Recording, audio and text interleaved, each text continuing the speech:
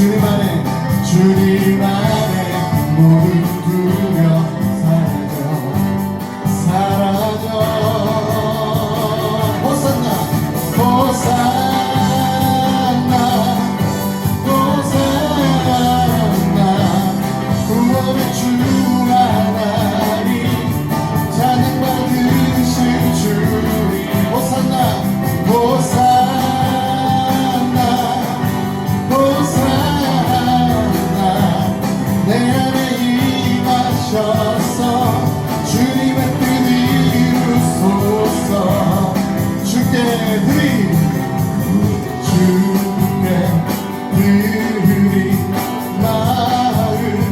마음 다하고 주님 들으소서 들으소서 주의 나라 상한 영혼 주의 나라 상한 영혼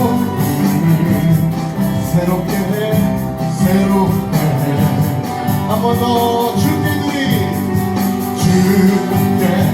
드린 마음 다하고 우리 주님이 들으시는 줄 믿습니다.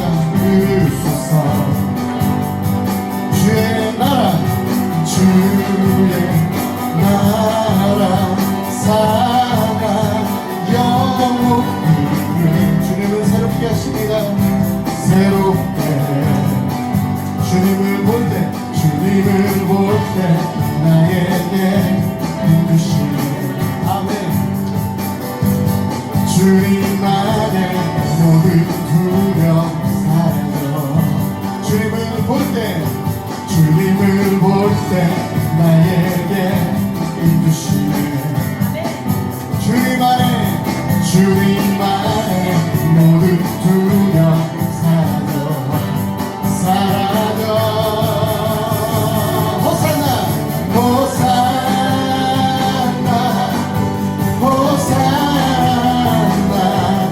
구원의 주 하나님 찬양받으실 주님 호산나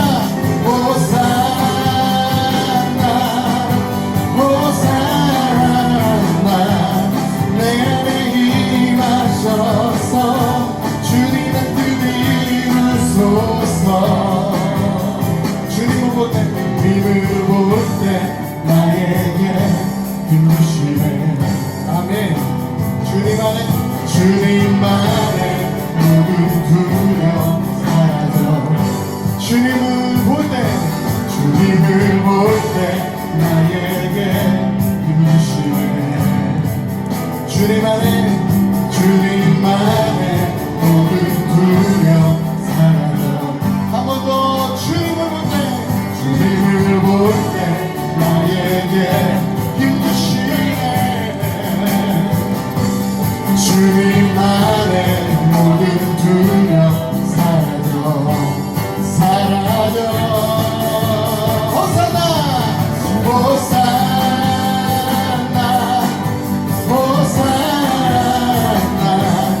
구원의 주 하나님 찬양받으실 주님 호산나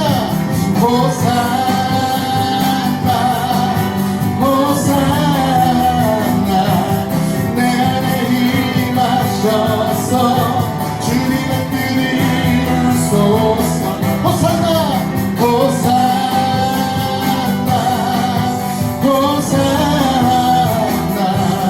구원의 주 하나님 찬양받으실 주 호산나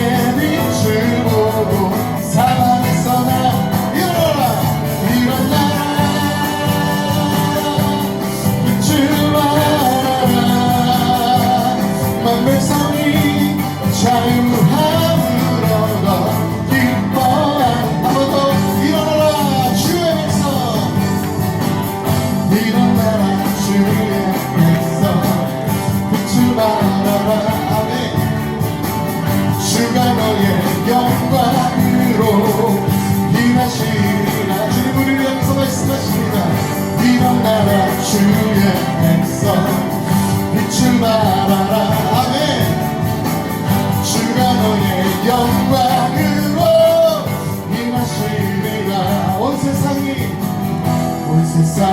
어둠 속에 헤매고 있지만 주가 너와 함께 계셔 백복을 명하리라 아멘 일어나라 빛을 발하라 만 백성이 너의 빛을 보고 사랑에서 나오네 일어나라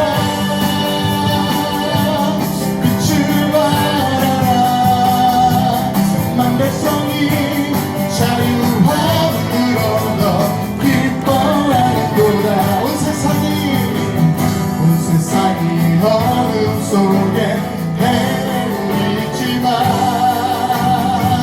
주가 너와 회복을 전하리라 아멘 일어나라 빛을 발하라 만 백성이 너의 빛을 보고 사랑에서 나오네 일어나라 빛을 발하라 만 백성이 자유함을 얻어 기뻐 일어나라 빛을 발하라 만 백성이 너의 빛을 보고 사랑에서 나오네 일어나라 빛을 발하라 만 백성이 자유함을 얻어 기뻐 만 백성이 자유함을 얻어 기뻐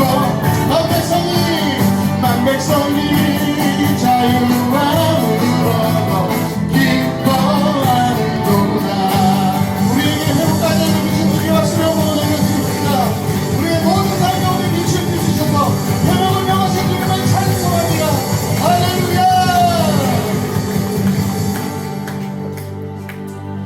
할렐루야 주님 우리 모두를 통해서 하나님 회복을 명하시고 선포하는 줄 믿습니다 주님이 우리가 주님을 바라보기 시작할 때 우리의 삶 가운데 하나님의 소망과 회복을 충만케 하시고 선포하여 주시는 줄 믿습니다 주님을 바라보시면서 고백하며 나아가십시다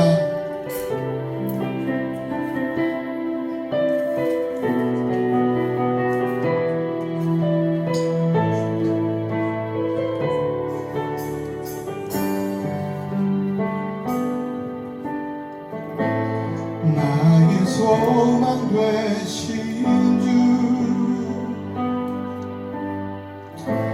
주를 바라봅니다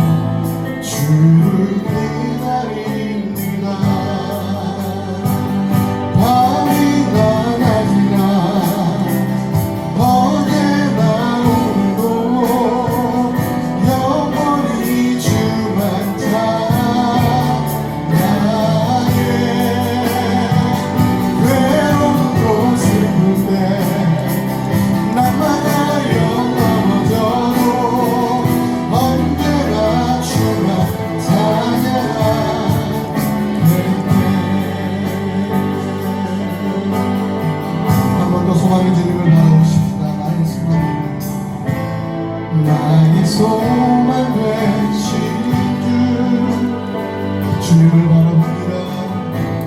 주를 바라봅니다. 다시 오실 나의 왕 예수 주를 기다립니다. 나의 소망 되신 나의 소망 되신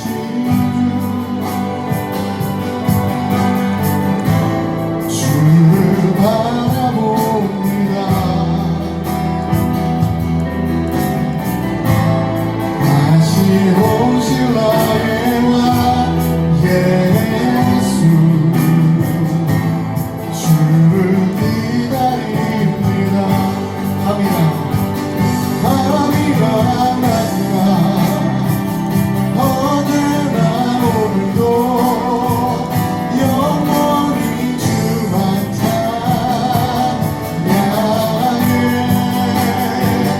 괴롭고 슬플 때 낙망하여 넘어져도 언제나 주만 찬양하네.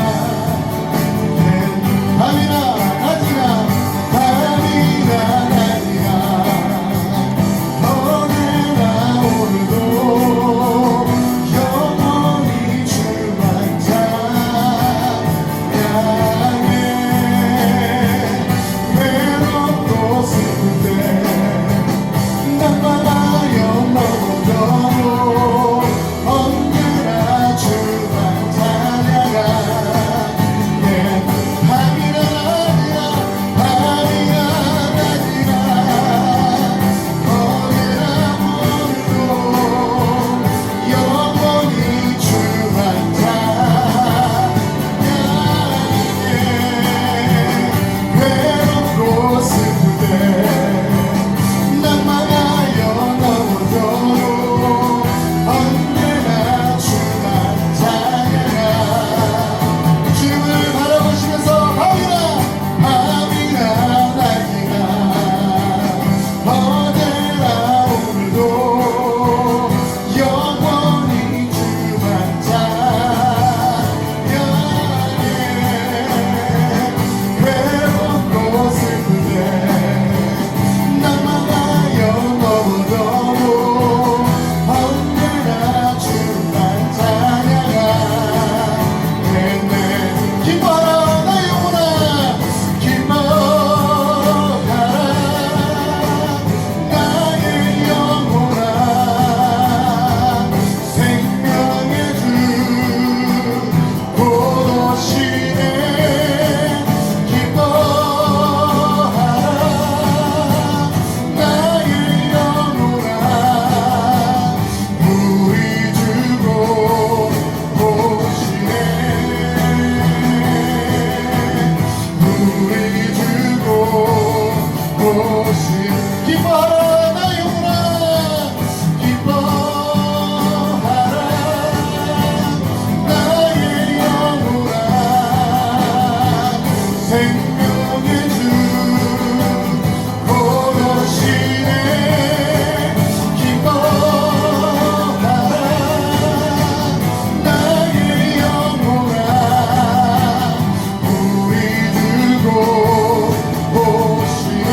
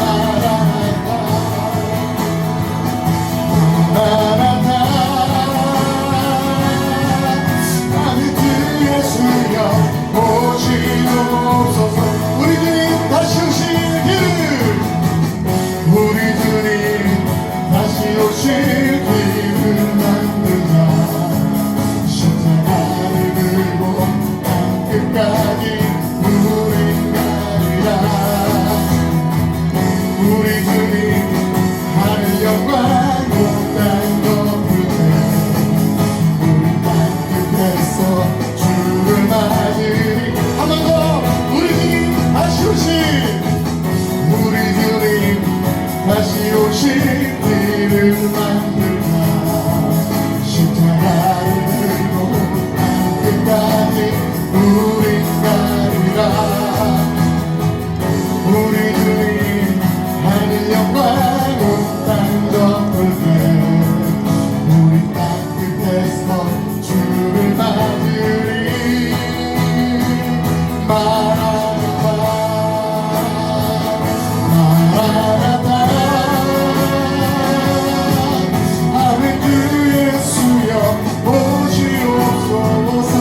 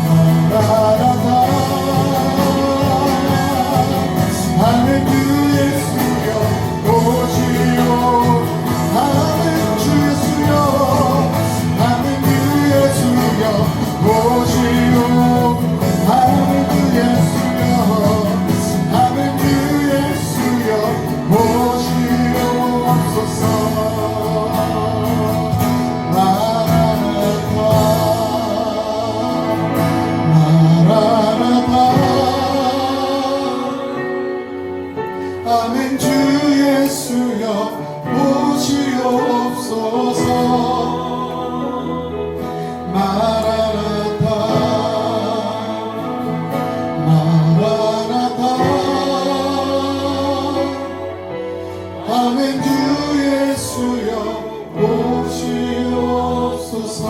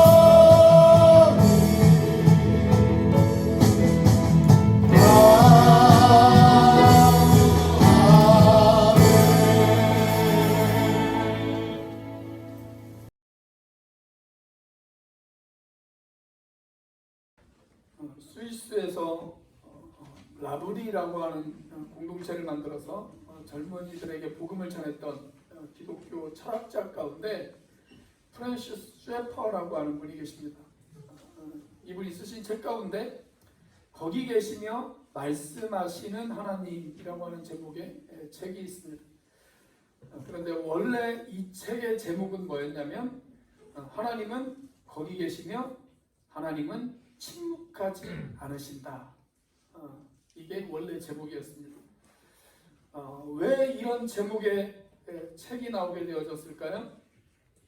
실제로 우리가 신앙생활을 하면서 내가 열심히 기도하지만 하나님께서 내 기도를 응답해 주시지 않고 그냥 침묵만 지키시고 계시는 것 같은 그런 느낌을 받을 때가 여러분 혹시 있지 않으십니까? 사실 그런 느낌을 받을 때가 많죠. 시편 기자도 그런 동일한 느낌을 경험했습니다. 그래서 어느 날 그 시편 기자가 이런 고백을 합니다. 시편 13편 1절 우리 같이 한번 읽어보겠습니다. 시작. 여호와여 어느 때까지입니까? 나를 영원히 잊으시나이까? 주의 얼굴을 나에게서 어느 때까지 힘드시겠나이까? 내가 하나님을 간절히 찾지만 하나님의 얼굴이 보이질 않아요. 하나님이 꼭 숨어 계세요. 내가 간절히 하나님 앞에 부르짖어 기도하지만 하나님께서는 여전히 침묵만 지키시고 계십니다. 신학자들은 이런 경험을 가리켜서 하나님의 부재체험이다 라고 그렇게 이야기를 합니다. 여러분 우리가 핸드폰 보면 가끔 그런 메시지 떠 있죠. 부재중 전화 몇 통 이런 거 떠 있잖아요. 우리가 하나님의 임재하심을 경험하는 것보다 때때로 하나님의 부재하심을 경험할 때가 더 많을 때도 있어요. 지금 이스라엘 백성들이 바로 그런 상황에 처해 있습니다. 여러분 말라기는 구약의 마지막 책입니다. 그리고 오늘 우리는 구약 성경 마지막 책, 마지막 장, 마지막 절이 있는 그런 본문을 우리가 살펴보고 있습니다. 오늘 우리가 살펴보는 말라기 4장 6절 다음에 나오는 책이 어떤 책이에요? 마태복음이죠. 마태복음. 이제 구약 시대가 끝나고 신약 시대가 시작되어지면서 마태복음이 등장을 합니다. 근데 여러분 그거 아세요? 제가 지난 수요 예배 시간에도 말씀을 드렸는데 말라기와 마태복음, 말라기 4장 6절과 마태복음 1장 1절은 그야말로 종이 한 장 차이입니다. 그런데 이 말라기 4장 6절과 마태복음 1장 1절 사이에 400년의 공백기간이 있다는 거 여러분들 알고 계십니까? 학자들은 이 공백기간을 가리켜서 신구약 중간기다라고 그렇게 이야기를 합니다. 그리고 어떤 학자들은 침묵기라고 그렇게 이야기를 하기도 합니다. 하나님께서 말라기 선지자 이후에 400년 동안 하나님께서 침묵을 지키셨어요. 아무 말씀도 하지 않으셨어요. 선지자도 보내지 않으셨어요. 그 침묵 기간 동안에 이스라엘 백성들이 부를만 했던 찬양, 우리가 아까 불렀던 찬송가 104장에 있는 그런 찬송가의 가사들입니다. 고도소서 임마누엘 오 구하소서, 이스라엘 그 포로 생활 고달파 우리가 메시아를 기다립니다. 그렇게 그들은 그 침묵기 동안 오실 메시아, 그 메시아를 고대하면서 기다리면서 그들이 살았습니다. 자, 그렇다면 여러분, 하나님이 침묵하실 때, 하나님이 응답하지 않으실 때, 더 이상 하나님의 음성이 우리 가운데 들려오지 않을 때, 우리는 과연 어떻게 살아야 되고 어떻게 기다려야 할까요? 우리가 신앙생활을 하면서 기도의 응답을 받지 못하고 세상의 파도에 휩쓸려서 절망 가운데 내몰릴 때 저와 여러분들은 어떻게 준비해야 되고 어떻게 기다려야 될까요? 첫째, 이미 주신 기록된 말씀을 붙들고 살아야 됩니다. 성경 읽기반에 들어오신 그 15분의 형제자매님들이 지금 열심히 성경을 읽고 계십니다. 모세오경이 끝이 났고요, 욥기가 끝이 났고요, 여호수아와 사사기가 오늘까지 끝이 납니다. 여러분 혹시 성경 읽으면서 그런 생각 안 해보셨어요? 야, 하나님께서 모세에게 하셨던 것처럼, 야, 하나님께서 여호수아에게 하셨던 것처럼 나에게도 직접적으로 하나님께서 음성을 좀 들려주시면 참 좋겠다. 그런 생각 안 해보셨습니까? 내가 기도하는데 어느 날 공중에서 사랑하는 아들아, 사랑하는 딸아, 두려워 말라, 놀라지 말라, 내가 너와 함께함이니라. 이런 음성이 들리면 얼마나 좋겠어요. 그죠? 실제로 종종 우리 주변에는 그런 하나님의 음성을 들었다고 간증하는 사람들도 있습니다. 저도 그런 간증을 들어본 적은 있어요. 근데 잘 모르겠어요. 분명한 건 저에게는 하나님께서 직접적으로 그렇게 말씀하신 적이 없으시다는 겁니다. 제가 마음 가운데 어떤 확신이 있고 성경을 읽으면서 제 마음 가운데 들려주시는 말씀은 있지만 제가 제 귀로 그렇게 들은 말씀은 아직 한 번도 없습니다. 제가 철없던 시절에 여기는 우리 학생들처럼 중학생 시절에 제가 그렇게 기도한 적은 있어요. 하나님, 저에게 단 한 번만이라도 하나님의 음성을 직접적으로 들려주시면 제가 평생 동안 주님을 위해서 살겠습니다. 그렇게 기도한 적은 있습니다. 그렇다면 여러분, 우리에게 공중에서 들려지는 하나님의 그런 초자연적인 음성을 듣는 그런 경험이 우리들 가운데 없다면 저와 여러분이 하나님의 인도하심을 받고 살아가는 것, 여러분 그게 불가능할까요? 자, 앞으로 400년 동안 이스라엘 백성들에게 침묵기가 존재합니다. 400년 동안 하나님께서 이스라엘 백성들 가운데 한마디의 말씀도 하지 않으실 겁니다.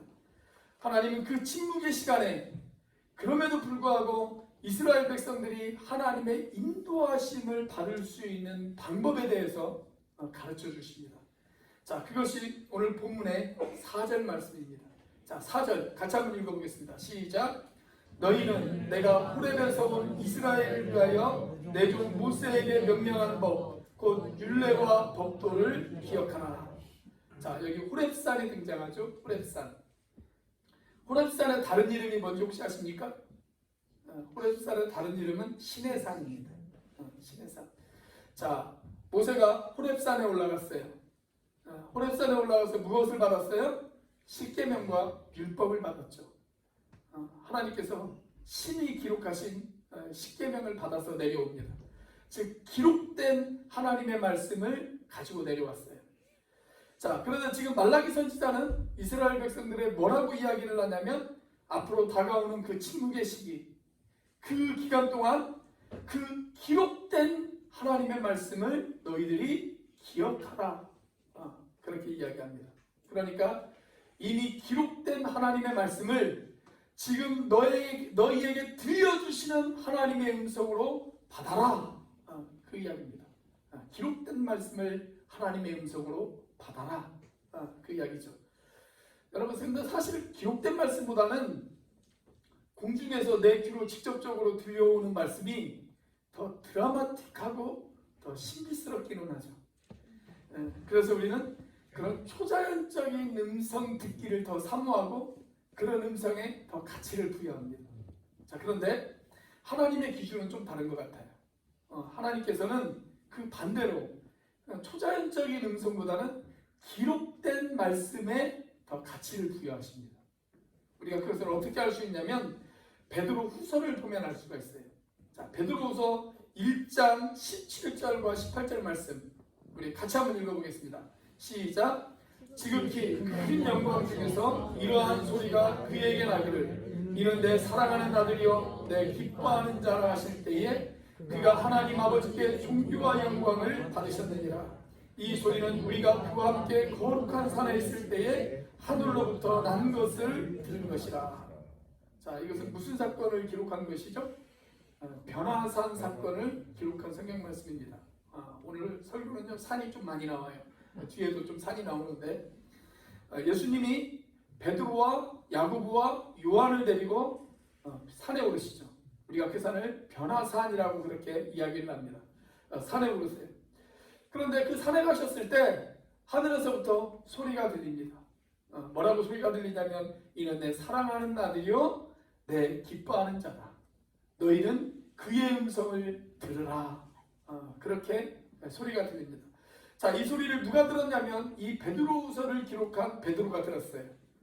그리고 베드로뿐만이 아니라 함께 같이 올라간 야고보와 요한도 그 하늘에서 들려오는 소리를 들었습니다. 자, 그런데 그 다음 이어지는 말씀이 중요해요.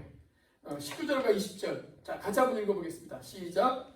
또 우리에게는 더 확실한 예언이 있어 어두운 데를 비추는 등불과 같으니 날이 새어 샛별이 너희 마음에 떠오르기까지 너희가 이것을 주의하는 것이 오느니라. 먼저 할 것은 성경의 모든 예언은 사사로이 풀 것이 아니니. 자, 지금 베드로가 뭐라고 이야기를 하냐면 내가 직접 내 귀로 초자연적인 하나님의 음성을 들은 경험이 있지만 그런데 그것보다 더 확실한 예언이 있다. 더 확실한 예언이 있다. 그 확실한 예언, 그게 뭐예요? 성경이다 라는 거예요. 성경이다. 그것이 바로 성경이다. 그리고 너희가 그 성경을 먼저 알아야 된다. 그렇게 이야기하고 있습니다. 그러므로 여러분, 누가 어디에서 하나님의 계시를 받았다 이런 거 너무 좋아하지 마세요. 그런 사람 치고 그 끝이 좋은 것을 제가 본 적이 없습니다. 초자연적인 음성보다 더 확실한 하나님의 음성, 그것이 여러분들이 가지고 있는 성경 말씀인 것으로 믿으시기를 바랍니다. 그러므로 여러분, 우리가 고난의 때, 힘들고 어려운 때 우리가 무엇을 붙들어야 될까요?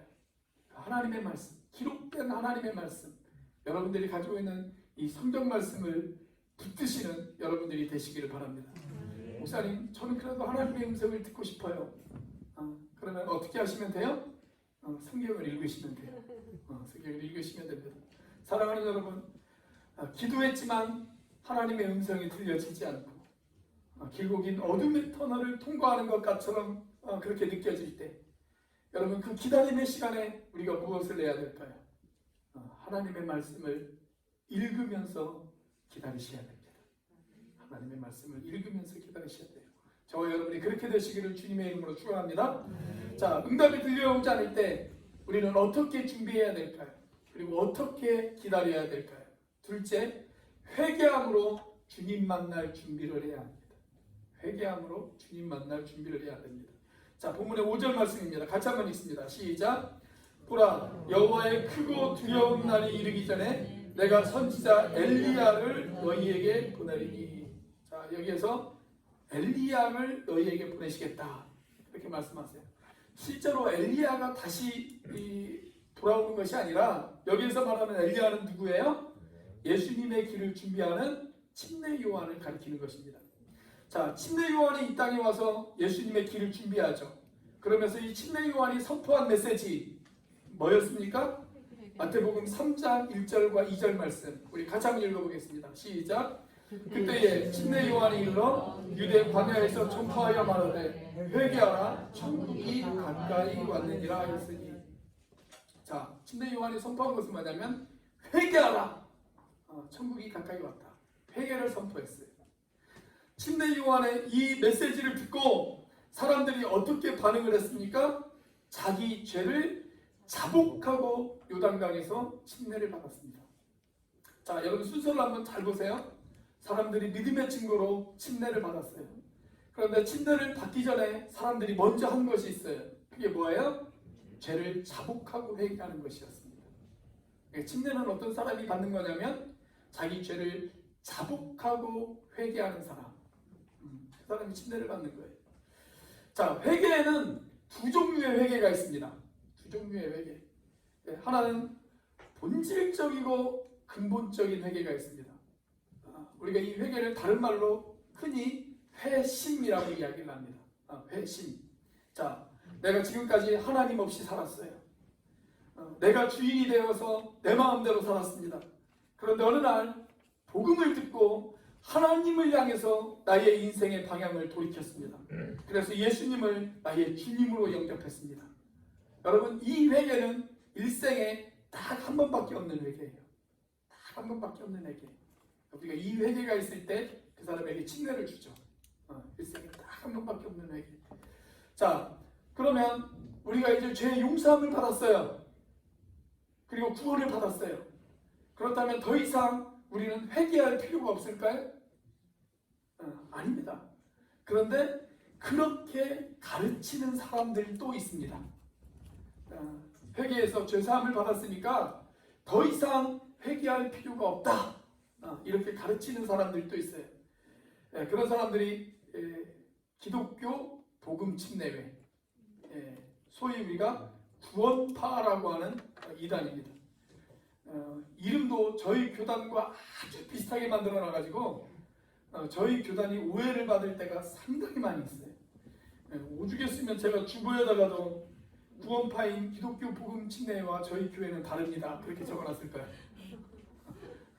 주보에 그렇게 적혀 있는 거 보셨죠? 오죽했으면 제가 그런 말을 다 적어놨을 거예요. 근데 여러분 잘못된 거예요. 이게 본질적인 회개만 있는 것이 아니라 저와 여러분에게는 지속적인 회개도 필요합니다. 지속적인 회개.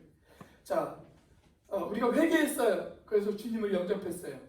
그런데 아직도 우리의 삶에는 하나님이 기뻐하시지 못하는 삶의 모습들이 너무나도 많아요. 내가 예수님의 제자가 되어졌지만 예수님께서 기뻐하시지 못할 만한 행동을 할 때가 너무나도 많이 있습니다. 제가 어제 깜짝 놀란 적이 한 번 있는데요. 저희 아내가 최근 운전을 시작을 했습니다. 장롱면허로 거의 한 20년을 살다가 최근에 운전을 시작을 했는데 어제 운전을 하고 그 건강관리협회를 좀 갈 일이 있어서 건강검진을 받을 일이 있어서 좀 갔는데요. 갑자기 아차가 좀 잘못을 했어요. 저희 아내 입에서 거친 소리가 나오더라고요. 전 저희 아내 입에서 그런 거친 소리가 나올 줄 몰랐습니다. 아주 거친 소리가 나오더라고요. 내가 예수님을 믿어서 제자가 되어졌지만 우리는 아직 그렇게 주님이 기뻐하시지 못할 만한 행동을 할 때가 있어요. 거친 말이 나오기도 하고 거친 행동들이 나올 때도 있습니다. 그래서 저와 여러분들에게 계속적으로 필요한 것이 뭘까요? 지속적인 회개가 필요해요. 지속적인 회개. 예수 믿고 구원받은 사람도 지속적인 죄 회개가 필요해요. 그래서 예수님께서 이 두 개를 어떻게 비유를 하셨냐면 본질적인 회개는 너희들이 목욕하는 것이다. 지속적인 회개는 뭐예요?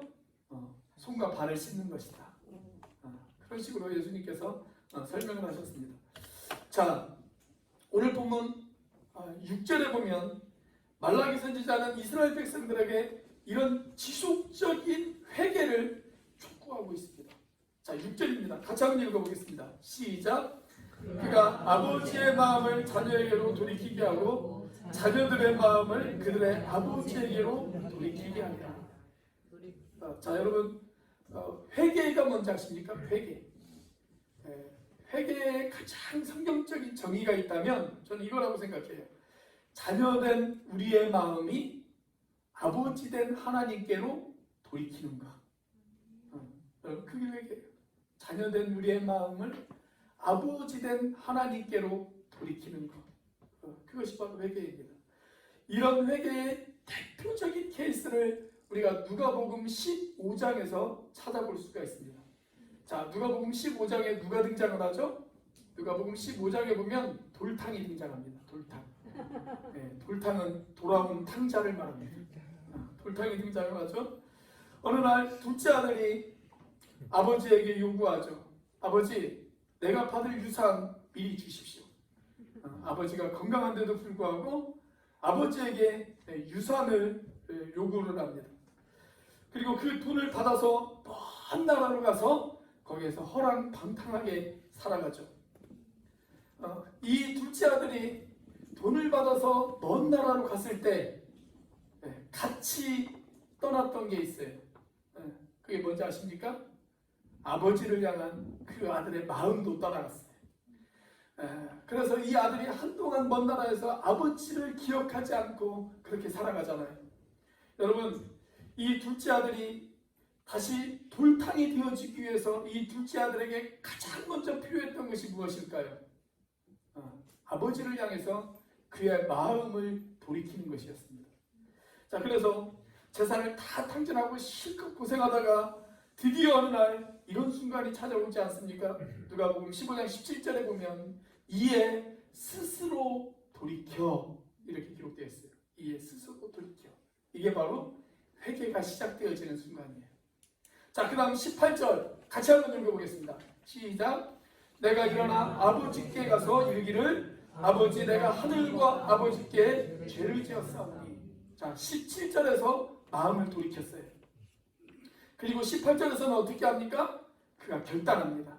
그래, 내가 아버지께로 돌아가야 되겠다. 내가 아버지께로 가서 아버지께 용서를 구해야지. 그 마음 가운데 결단해요. 근데 여기까지만 있으면 아직 이게 회개가 아니에요. 다 마지막 단계가 필요해요. 마지막 단계. 자, 마지막 단계 뭘까요? 실제 행동으로 옮기는 것입니다. 자, 20절입니다. 자, 같이 한번 읽어보겠습니다. 시작. 이에 일어나서 아버지께로 돌아가니라. 그렇게 적혔어요. 일어나서 아버지께로 돌아가니라. 실제로 돌아왔어요. 여러분, 이게 바로 회개예요. 회개는 입술로만 잘못했습니다. 이게 회개가 아닙니다. 처음에 마음을 돌이켜야 돼요. 그리고 결단해야 돼요. 그리고 행동으로 옮겨야 돼요. 이게 바로 회개예요. 이게 바로 회개. 자, 말라기 시대의 사람들에게도 바로 이런 회개가 필요했다라는 거예요. 그렇다면 여러분, 이스라엘 백성들에게만 이런 회개가 필요할까요? 오늘을 살아가는 저와 여러분들에게도 이런 회개가 필요하지 않겠습니까? 혹시 내가 요즘 하나님과 멀어졌다라고 그렇게 생각하지 않으세요? 지금 내 마음이 예배와 멀어지고 기도와 멀어지고 말씀과 멀어지고 사랑하는 형제 자매들과 교제하는 그 기쁨에서 멀어져 있다라고 생각되어지지는 않으십니까? 그렇다면 저와 여러분들에게 필요한 것이 무엇일까요? 마음을 돌이키는 거예요. 마음을 돌이키는 것. 마음을 돌이키는 회개가 우리들 가운데 필요합니다. 여러분, 삶이 어둡고 앞이 보이지 않을 때 우리가 이 어둠의 시간에 우리가 어떻게 해야 될까요? 우리가 회개하며 마음을 돌이키며 우리가 준비하고 기다려야 될 줄로 믿습니다. 저와 여러분들에게 그런 모습이 있게 되시기를 주의 이름으로 축원합니다. 자, 응답이 들려오지 않을 때 우리는 어떻게 준비하고 어떻게 기다려야 될까요? 세 번째로 저주가 아닌 축복의 내일을 만들어가야 합니다. 저주가 아닌 축복의 내일을 만들어가야 합니다. 자, 말라기서의 가장 마지막 부분이자 구약 성경의 마지막 부분은 경고로 끝이 납니다. 경고로. 자, 6절 하박구에 보면 이렇게 말씀하시죠. 돌이키지 아니하면 부일건대 내가 와서 저주로 그 땅을 칠까 하노라 하시니라. 경고로 끝이 나요. 회개를 촉구하는 그 메시지 앞에 우리가 돌이키지 않는다면, 그게 전제 조건이에요. 우리가 돌이키지 않는다면 하나님께서 어떻게 하시겠다요? 어떻게 하시겠다고요? 저주로 그 땅을 치시겠다. 그렇게 이야기하십니다. 여러분, 오해하지 마세요. 우리 하나님은 저주하는 것을 기뻐하시는 분이 아니세요. 저주하는 것을 원하시는 하나님이 아니세요. 그것은 하나님의 본심이 아니에요. 이미 말라기서를 통해서 제가 여러분들에게도 한번 살펴본 말씀인데, 에레미야가 3장 33절 말씀을 보면 이런 말씀이 있습니다. 같이 한번 읽어보겠습니다. 시작. 주께서 인생으로 고생하게 하시며 근심하게 하심은 본심이 아니시로다. 당신의 자녀들이 고생하고 아파하고 근심하는 것, 그것을 보고 기뻐하시는 하나님이 아니시라는 거예요. 그것이 하나님의 본심이 아니에요. 그러나 그럼에도 불구하고 때때로 하나님은 우리에게 고생과 근심을 허용하실 때가 있습니다. 왜 그럴까요? 그것을 통해서 회개하라고요. 회개하라고. 잠깐의 고생 없이 그냥 살다가 영원히 저주받는 것보다 잠깐 고생하더라도 회개하고 축복받는 것이 훨씬 낫기 때문에 그렇습니다. 사실 이 말씀은요, 이미 말라기 3장에서도 누누이 강조되어졌던 말씀입니다. 3장 7절을 보면 이스라엘 백성들이 하나님 앞에 이렇게 질문합니다. 우리가 어떻게 돌이킬 수 있겠습니까? 그렇게 질문해요. 그때 거기에 대한 하나님의 대답이 뭐였냐면, 너희가 회개하고 돌이켜라. 온전한 제사를 드리고 온전한 제물을 나에게 드려라. 그러면 내가 너희들을 돌이킨 것으로 내가 간주하겠다. 그렇게 이야기하십니다. 우리 식으로 이야기하자면 우리가 온전한 예배를 드리고 온전한 헌신을 하나님 앞에 드리면 우리가 돌이킨 것으로 간주하고 우리에게 축복된 미래를 주시겠다. 그 약속을 하시는 거예요. 자, 여러분, 구약 성경의 마지막은 저와 여러분들에게 둘 중에 하나를 선택하라고 하십니다. 회개하고 돌이켜서, 즉 온전한 예배와 온전한 헌신으로 축복된 내일을 살아갈 것인가, 아니면 돌이키지 않고 그 땅을 치시는 하나님의 저주를 받을 것인가. 여러분들은 어떻게 하시겠습니까? 회개하고 축복된 내일을 살아가시겠습니까? 아니면 저주의 내일을 향해서 걸어가시겠습니까? 우리가 지금 성지를 순례하면 유대인들이 다스리는 지역이 있어요. 그리고 팔레스타인 사람들이 다스리는 지역이 있어요. 그래서 팔레스타인 사람들이 다스리는 지역은 좀 조심해야 됩니다. 거기는 종교적인 갈등이 좀 심해서 좀 위험할 수 있거든요. 우리가 신약 성경에 보면 사마리아라고 하는 곳이 등장을 하죠. 사마리아라고 하는 곳이 팔레스타인 사람들이 다스리는 곳입니다. 그래서 그곳은 잘 안 가요, 성지순례객들이. 근데 혹 이 사마리아를 가게 되어지면 이 사마리아의 중심 도시가 어디냐면 나블루스라고 하는 도시입니다. 우리 안경남 장로님이나 우리 박흥근 형제님 혹시 이곳을 가셨는지 모르겠는데, 성지순례 가셨을 때 가셨는지 모르겠는데, 이 사마리아의 중심 도시가 이 나블루스라고 하는 도시예요. 나블루스. 근데 이 나블루스라고 하는 도시의 구약 성경 이름은 어떤 이름을 가지고 있냐면 세겜이라고 하는 이름을 가지고 있습니다. 우리 성경 읽기 반원들은 이름이 낯설지 않죠? 지난주 여호수아서를 읽었는데 여호수아가 죽은 곳이 이 세겜입니다. 그리고 요셉의 시체가 붙여져 있는 것도 이 세겜이라고 하는 도시입니다. 이 세겜이라고 하는 도시를 신약 성경에서는 어떻게 불렀냐면 수가라고 불렀습니다. 수가하면 머리에 금방 떠오르는 사건이 하나 있죠. 어떤 사건이 떠올라요? 예수님이 사마리아 수가의 성에서 느길러온 여인에게 복음을 전해주시잖아요. 바로 그것이에요. 이 세겜이라고 하는 말의 뜻은 목덜미라고 하는 뜻을 가지고 있어요. 목덜미. 실제로 이 도시에 가면 도시의 양옆에 목덜미처럼 산이 있습니다. 여러분이 보시기에 왼쪽에 있는 산, 가운데 세겜이라고 하는 도시가 있고, 여러분들이 보시기에 왼쪽에 있는 산이 그리심산이라고 하는 산입니다. 그리고 여러분들이 보시기에 오른쪽에 있는 산이 에발산이라고 하는 산입니다. 그런데 이 두 산에는 별명이 하나씩 붙어 있어요. 그리심산에는 축복의 산이라고 하는 별명이 있고, 에발산에는 저주의 산이라고 하는 그런 별명이 붙어 있습니다. 이 별명이 붙은 배경이 있죠. 신명기 11장 29절 말씀을 보면 모세가 이런 이야기를 해요. 자, 같이 한번 읽어보겠습니다. 시작. 내 하나님 여호와께서 내가 가서 차지할 땅으로 너를 인도하여 들이실 때에 너는 그리심산에서 축복을 선포하고 에발산에서 저주를 선포하라. 실제 여호수아가 이스라엘 백성들을 이끌고 가나안 땅을 정복한 뒤에 이스라엘 백성들을 두 무리로 나누죠. 그리고 한 무리는 그리심산에 갑니다. 그리고 한 무리는 에발산에 세워놓습니다. 그리고 그리심산에서는 축복을 선포해요. 그리고 에발산에서는 저주를 선포합니다. 그 이후에 그리심산은 언제나 축복의 상징이에요. 그리고 에발산은 언제나 저주의 상징입니다. 왜 이런 차이가 일어났을까요? 지금도 그 산에 가보면 사진으로 보시는 것처럼 그 산에 보면 그림신산에는 그래도 초목이 꽤 많습니다. 그런데 에발산은 초목이 거의 없어요. 나무가 거의 없어요. 황폐해요. 그냥 풀만 있어요. 수풀만 우거져 있어요.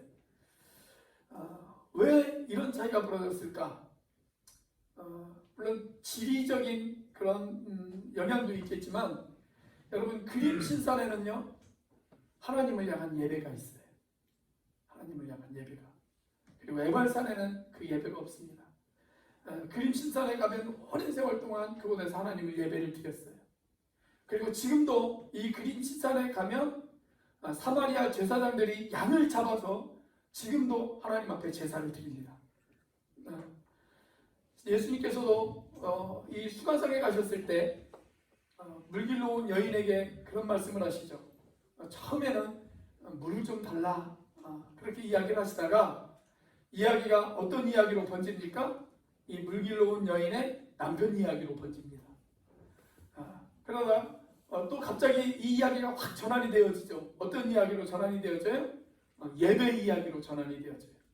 그러면서 수가성 여인이 그런 이야기를 하잖아요. 우리의 사마리아 사람들은 이 산에서 예배를 드립니다. 그림 신산을 말하는 거예요. 우리 사마리아 사람들은 이 산에서 예배를 드립니다. 그런데 당신 유대인들은 예루살렘에서만 예배를 드려야 된다고 그렇게 이야기를 합니다. 그때 예수님께서 뭐라고 이야기를 하세요? 이 산에서도 말고 예루살렘에서도 말고 하나님을 예배하는 자는 신령과 진정으로 예배를 해야 한다고 그렇게 말씀하시잖아요. 여러분 이 두 산의 차이는 예배의 차이예요. 예배의 차이. 그림시산에서는 예배가 있었어요. 그래서 그 산은 축복의 산이 되어졌어요. 그러나 에발산에서는 예배가 없었어요. 그래서 그 산은 저주의 산이 되어졌어요. 여러분 오늘날 한반도를 인공위성에서 딱 찍으면 확연하게 남쪽과 북쪽이 차이가 납니다. 이 사진이 한반도를 인공위성에서 찍은 사진이에요. 밤에 찍은 사진이에요. 남쪽은 어때요? 밤에도 환하죠. 남녘단 전체가 빛으로 가득 차 있습니다. 그런데 저 북쪽은 어떻습니까? 어두워요. 캄캄해요. 평양 인근만 조금 환하고 나머지는 다 어두워요. 산도 마찬가지예요. 산도. 이건 평안북도 독림군에 있는 한 야산의 사진입니다. 물론 겨울에 찍은 사진이기는 하지만 이 사진을 자세히 보시면 산에 나무가 없어요. 풀만 있습니다. 여러분 이 차이가 어디에서 벌어졌을까요? 단순히 북한보다 우리가 잘 살아서 이런 차이가 벌어졌을까요? 얼마 전이 신곡일이었는데 우리는 산에다 나무를 열심히 심고 북한은 산에다 나무를 심지 않아서 이런 차이가 벌어졌을까요? 물론 세상 사람들은 그렇게 이야기할 것입니다. 그런데 저는 해석이 다릅니다.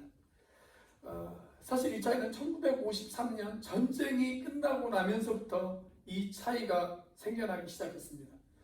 여러분 전쟁이 끝나고 북한 땅엔 예배가 사라지기 시작합니다. 교회가 사라지기 시작합니다. 찬양과 기도가 사라지기 시작합니다. 지금 평양에 가면 2개의 교회가 있기는 하지만 그들이 우리도 종교의 자유가 있다라고 선전하기 위해서 만든 것이지 그것이 진짜 교회는 아닙니다. 여러분 이 땅에 진정한 평화가 찾아오려면 어떻게 해야 될까요? 저는 저 풍력 땅에도 예배가 살아나야 진정한 평화가 찾아올 줄로 믿습니다. 여러분 청교도들이 세운 미국 땅 성경의 가치 위에 세운 그 땅이 왜 사람이 사람을 차별하는 그러한 나라가 되어져 버렸을까요? 점점 예배가 사라지기 때문에 그렇습니다. 그들이 예배를 잃어가고 있어요. 여러분 미얀마 땅에 진정한 평화가 찾아오려면 어떻게 해야 될까요? 그 땅에 하나님을 예배하는 예배자들이 세워지면 진정한 평화가 찾아올 줄로 믿습니다. 사랑하는 여러분 우리의 삶도 마찬가지예요. 우리의 가정도 마찬가지입니다. 저와 여러분들의 삶에 저와 여러분들의 가정에 예배가 회복되어지고 기도가 회복되어지고 찬양이 회복되어지고 말씀이 회복되어지면 축복된 내일이 있을 것입니다. 우리 교회 신령과 진정으로 예배드리는 진지한 예배가 회복되어지기 시작한다면 하나님이 우리 온누리 공동체 안에 새 날을 주실 것을 저는 믿습니다. 그러나 우리가 그 모든 것들을 잃어버리고 살면 하나님이 그 땅을 치시겠다고 성경은 우리에게 그렇게 경고하고 있습니다. 구약 성경은 그런 경고로 끝이 나는 책입니다. 여러분 고난의 때, 고통의 때 우리가 무엇을 하며 준비해야 될까요? 우리가 어떻게 기다려야 될까요?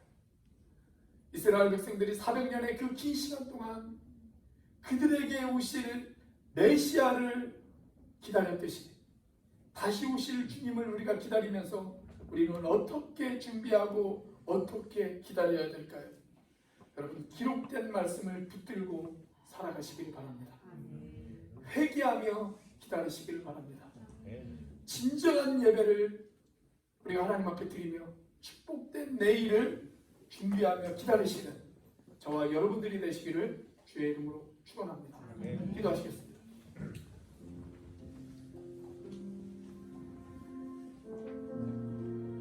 우리 이 시간 함께 기도하기를 원합니다. 여러분, 내 삶에 기도의 응답이 없고 하나님께서 침묵을 지키시는 것 같은 그런 답답한 일들이 여러분들 가운데 혹시 있지는 않으십니까?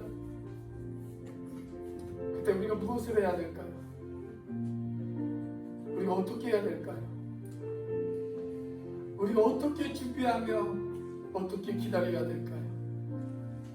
하나님을 향해 주님께서 우리에게 들려주시는 그 기록된 말씀, 그 말씀을 붙들며 기다리시는 여러분들이 되시길 바랍니다. 하나님을 향해 회개하며 나아가는 여러분들이 되시기를 바랍니다. 그리고 무엇보다도 내 삶에 예배가 회복되어지고 기도가 회복되어지고 찬양이 회복되어진 그런 축복된 내일을 기다리는 마음으로 살아가시는 저와 여러분들이 되었으면 좋겠습니다. 하나님, 내가 그렇게 살겠습니다. 그렇게 결단하겠습니다. 우리 이 시간 같이 한번 한 목소리로 하나님 앞에 기도하도록 하겠습니다. 같이 한번 기도합니다. 할렐루야. 살아계신 역사하시는 하나님 아버지 감사합니다. 아버지 하나님, 이 시간 주님께서 함께하여 주시옵소서.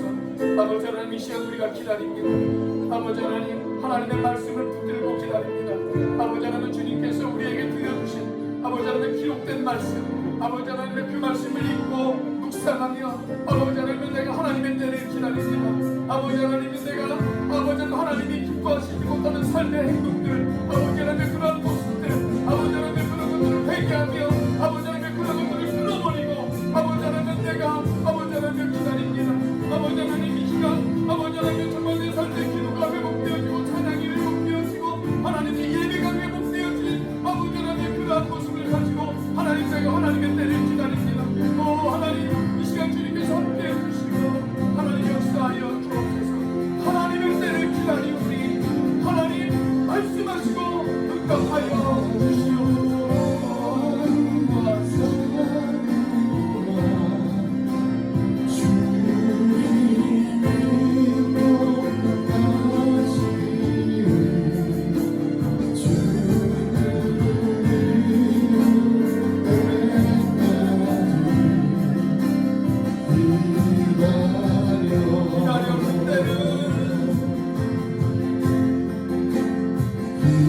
기다려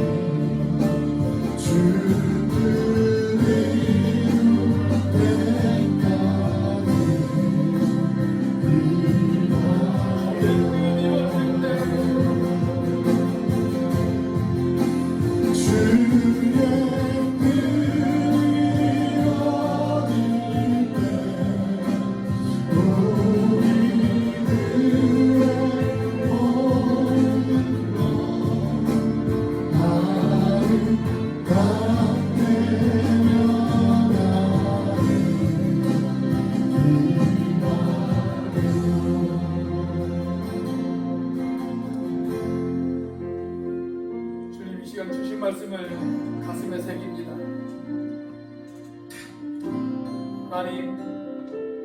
하나님이 침묵하시는 것 같지만 지금도 여전히 거기에서 말씀하신다는 것을 우리가 믿습니다. 기록된 말씀으로 우리에게 말씀하시고 우리를 인도하여 주시옵소서. 하나님을 향해 회개하며 우리의 마음을 돌이키게 하여 주시옵소서. 무엇보다도 우리의 삶에 예배가 회복되고 기도가 회복되고 찬양이 회복되고 말씀이 회복되는 그런 축복된 인생이 되어지게 하여 주시옵소서. 이제는 우리를 위하여 십자가에 달리신 성자 하나님의 은혜와 그 독생자를 죽기까지 내어주신 형부 하나님의 사랑과 지금도 그 사랑을 깨닫게 하시고 충만하게 하시는 성령 하나님의 교통하심, 답답하고 힘든 시기이지만 잘 참고 기다려 축복된 내일의 삶을 살아가기로 희망하는 사랑하는 우리 온누리교회 형제자매들 머리 위에 지금부터 영원까지 함께 하시기를 간절히 축원하옵나이다.